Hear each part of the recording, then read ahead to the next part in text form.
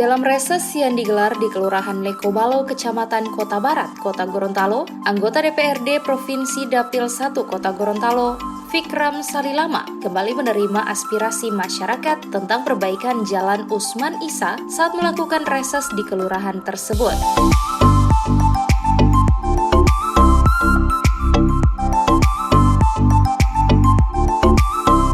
Kepada warga setempat, Fikram menegaskan jika jalan tersebut akan diperbaiki karena sudah masuk dalam program pembangunan Gubernur Gorontalo, termasuk kelanjutan pembangunan Jalan Lingkar Tenilo Iluta. Insya Allah, program Pak Gubernur sebelum beliau menyelesaikan masa jabatannya itu sudah selesai semua, sudah bagus. Persoalannya sekarang di 2019 sudah ada anggaran. Tapi kembali lagi, karena dihalangi oleh yang punya tanah, ada kubur 2 kalau tidak salah di situ, yang masuk dari Piloroda, sebelah Puskes, ada kubur 2, dan pemilik tanah tidak mengizinkan. Sehingga itu belum terlaksana semua. Insya Allah 2021 ini, kami kemarin bicara dengan para dinas PU, itu ada solusi. Solusinya, beliau akan masuk melalui bak tanah atas tembus ke jalan itu, karena di bawah itu ada 5 rumah kalau tidak salah yang tidak mengizinkan, dan ada 2 kubur yang mereka tidak izinkan sama sekali. Selain itu, Sungai Tapodu yang sudah kotor dan tidak mengalir yang dikeluhkan oleh warga setempat juga akan diperjuangkan oleh anggota DPRD Dapil 1 Kota Gorontalo dan segera dikoordinasikan dengan pihak terkait. Sementara itu, dalam reses yang dilaksanakan di Tanggi Kiki, Kecamatan Sipatana, Kota Gorontalo, persoalan lain juga disampaikan oleh warga setempat agar segera ditindaklanjuti oleh pihak DPRD Provinsi Gorontalo.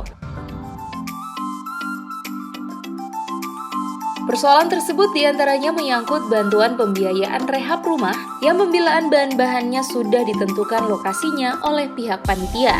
Kesempatan ini kami hanya mohon apabila untuk bantuan ke depan ini pengadaannya barangkali bisa dibelanjakan, dananya bisa diserahkan kepada yang dituju, cuma pembelanjaannya Pak kalau bisa kita belanjakan, kemudian masyarakat sendiri kasih masukan notanya, sebab diterangkan masyarakat ini ada yang keluarganya ada toko segala macam kan, barangkali bisa ada neko-neko di situ dalam pembelanjaan Pak, karena untuk sekarang ini pembelanjaan itu sudah ditunjuk satu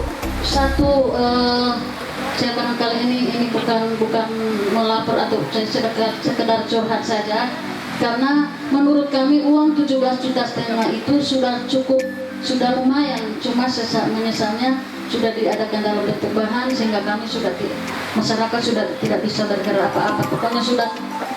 Menanggapi hal tersebut, Fikram Salilama meminta kepada pengawas agar memberikan kebebasan bagi si penerima bantuan untuk menentukan tempat berbelanja bahan-bahan bangunan.